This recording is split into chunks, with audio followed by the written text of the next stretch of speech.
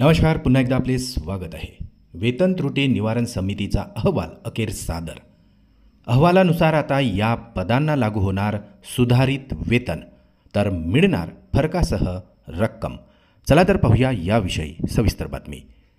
त्यापूर्वी चॅनलला नवीन असाल तर सबस्क्राईब करायला विसरू नका. नवनवीन अपडेट मिळविण्यासाठी बेल आयकॉनला प्रेस करायला विसरू नका. महत्त्वाची बातमी आपल्या सहकारी मित्रांना शेअर करून व्हिडिओला लाईक करायलाही विसरू नका. राज्यातील कर्मचाऱ्यांसाठी एक अत्यंत आनंदाची आणि महत्त्वाची कामाची बातमी समोर येत आहे.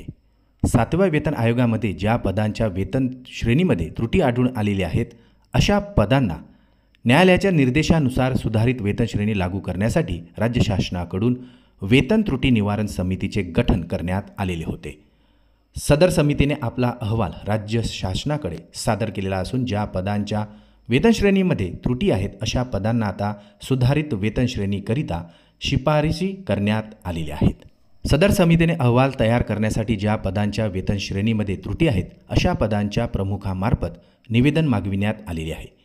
आता यामध्ये कोणकोणत्या पदांच्या वेतन श्रेणीमध्ये सुधारणा करण्यात आलेल्या आहेत, अशा पदांची माहिती चला तर पाहूया. ग्रामविकास विभागातील वेतन त्रुटी असणाऱ्या पदांना आता सुधारित वेतन श्रेणी आणि फरकासह रक्कम मिळणार आहे.